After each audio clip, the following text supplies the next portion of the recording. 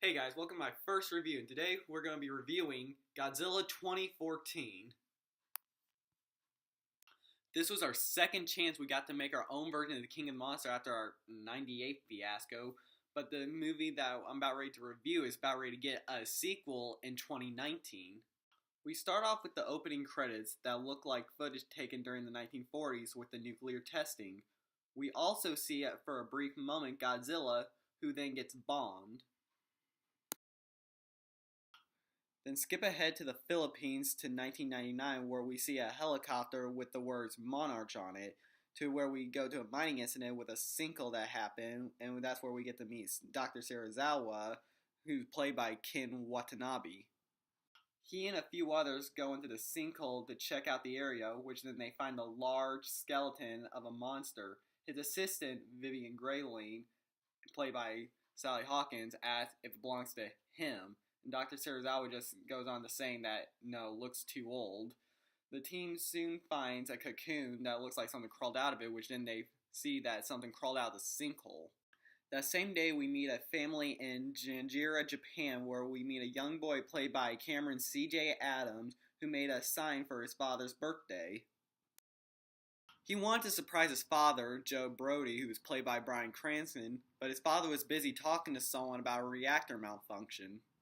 We later go to the power plant to see what was wrong. Joe sent his wife, Sandra Brody, played by Julian Janos, with a team down to check the system, where soon Joe realized that the seismic activity was repeating. The power plant soon started having a meltdown, which Sandra realized this and tried to run, but she couldn't make it, which Joe realized that he had to choose between his wife or the entire city. So Joe had to shut the door on his wife and the team, but right before the whole power plant came crashing down, having to evacuate the whole city. So 15 years later, we meet Ford, played by Aaron Tyler Johnson. He's coming home from the army. We meet his son, Sam Brody, played by Carson Bold, and his wife, Ellie Brody, played by Elizabeth Olsen.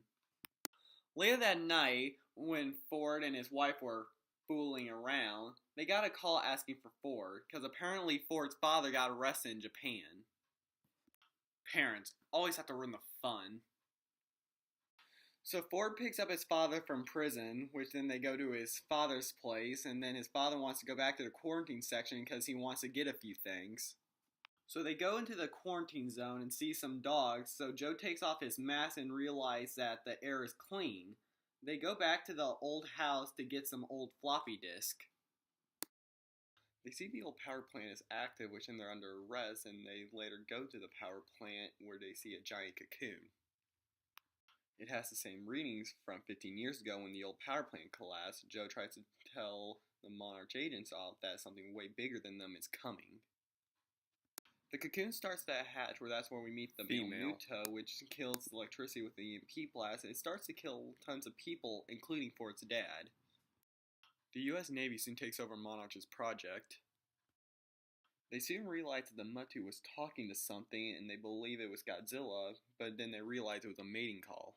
The Navy heads out to Hawaii, and somewhere in the jungle, a team was sent out to find a Russian nuclear sub, which then they find it in a Muto's mouth. The Muto starts to attack Hawaii and kills the power in the city with an EMP blast. A tidal wave soon starts to come to shore, and it floods the whole city of Hawaii. We get to see how massive Godzilla is, and the power in the city comes back on. Him and the Muto are about ready to face off. Godzilla does his iconic roar, and we cut back to Ford's family and watch the fight on the TV for a brief moment. Are you kidding me? Why would you hype up a fight if you're not even going to show it? Ford soon joins the Navy in the giant monster fight.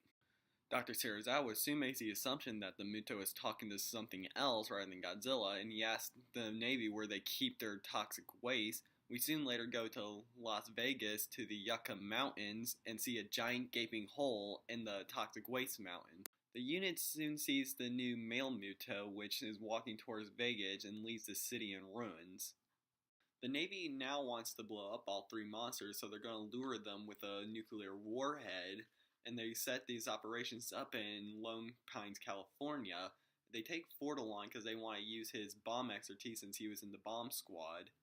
The Army put the warhead on a train and moved it out to San Francisco, but soon the unit was attacked by one of the Mutos, and everybody was killed, all except for Ford, because somehow he was the only survivor. The Army soon retrieves the nuclear warhead to take it to San Francisco, but take it 20 miles offshore so they can kill all three monsters. So the Army tries to evacuate San Francisco on the Golden Gate Bridge, but the evacuation was stopped by a police barricade because they didn't want anybody getting through because Godzilla was coming. So the Army just decides to just start shooting at him, which makes Godzilla mad and just walks right through the bridge. The Army arms the nuclear warhead, which is then stolen by the male Muto to give as a gift to the female Muto, and then they bring the bomb into the center of the city to make a nest. The Army soon needs Ford's help to deactivate the bomb, so they fly over the city, which leads to the iconic moment of the soldiers falling with the red strings coming off their foot. Once they make it to the center of town, they can't deactivate the bomb, so they're going to try to move it offshore still on a boat. But Ford realizes that the eggs were going to be fed by the nuclear warhead, so he was going to blow the eggs up. While the bomb squad is taking care of the nuclear warhead, Godzilla is fighting the Mutos and then finally kills the male Muto. The bomb squad finally gets the warhead on a boat, but then gets attacked by the female Muto, and then Godzilla finally kills the female Muto. Ford tries to sacrifice himself, so he takes the boat and tries to take it way offshore. After the battle was over, both Godzilla and Ford both passed out. Ford thought he was done, but someone rescued him before the boat blew up, and he was reunited with his family. Godzilla took a little catnap, but finally stood back up and was going back to the ocean, but right before doing his final roar. And that was Godzilla 2014. Was it bad? No. Was it good? Well, the actor who played Ford looked like a rock. He would just stand there and not really do anything. Like when his father died, when Godzilla was attacking the city, when he was reunited with his family. He would just be there. They killed off the best actor there who played Eisenhower in Breaking Bad too early in the movie. I wanted to see his character evolve more. I don't know why they killed Joe and kept Ford, but that didn't really add much. And then the action sequence with Godzilla. Like, I wanted to see a fight scene, but they were always panning away onto a news report. If you're going to hype a battle, I want to see it. I don't want to watch it on a news report for a brief second. Yeah, the ending battle was kind of cool, but you killed off the Mutos too early. I wanted to see a full-out fight scene where they're just falling into buildings and stuff like in the original Godzilla series. Like, I want to see that, not this.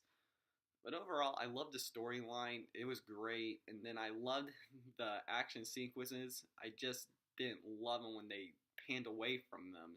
I'm going to have to rate this movie at 4 stars. I loved it, but I didn't love it. But you can see it for yourself on streaming on demand now on YouTube, Amazon Videos, Vudu, Google Play Movies and TV, and iTunes. Or you can buy it on Blu-ray DVD at Vintage Stock, Walmart, or Price Chopper near you. Well, bye.